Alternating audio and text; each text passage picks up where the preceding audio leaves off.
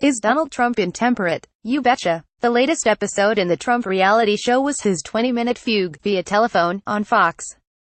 It was a breathless, manic performance in which the president inveighed against Leon James Comey, the Justice Department, and the murderous regime of Iran. He dilated on the prospects for peace and denuclearization of the Korean Peninsula. He talked about the travails of his personal lawyer Michael Cohen, whose home, hotel room, and business have been raided by the FBI. He also, in response to one question, graded his job performance at the 1-year, 3-month mark, A.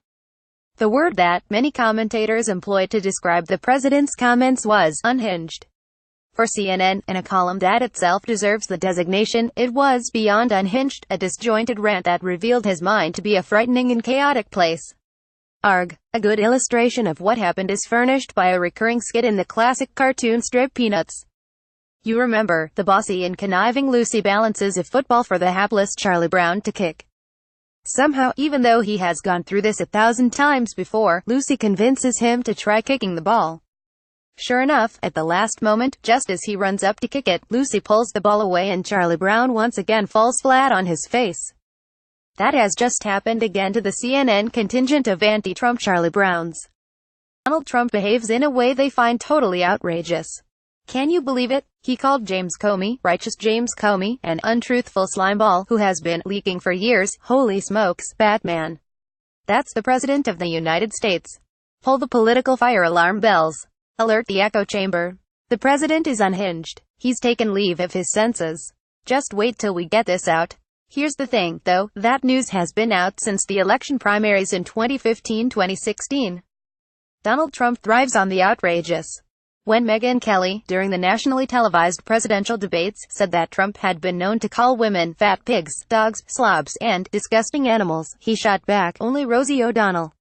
The commentariat was aghast. The people, excepting, perhaps, Rosie O'Donnell, loved it. From the floor of the General Assembly at the United Nations, the president actually called Kim Jong-un, Rocket Man. Oh my God, stop the presses.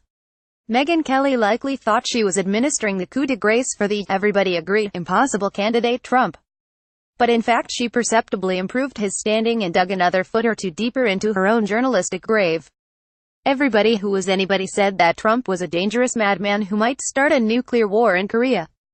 Yesterday, Kim Jong-un and South Korean President Moon Jae-in met and declared new history of peace.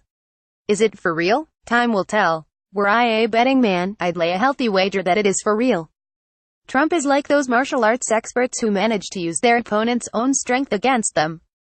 He says or tweets something they find outrageous, often, to be sure, because it is outrageous, and the anti-Trump press, and sometimes not just the anti-Trump press, goes nuts in claiming the president is nuts. Meanwhile, Trump proceeds along with his agenda. The embassy, my friends, is moving to Jerusalem. North and South Korea are talking about denuclearizing the Korean Peninsula. China blusters over Trump's tariff talk but quietly begins to make accommodations. And on and on. Donald Trump says and does things no previous president would have dared. His enemies, like Pavlov's dog hearing the bell, start salivating and licking their fleas. I think the old Arab mo sums it up, those dogs are the barking but the caravan moves on.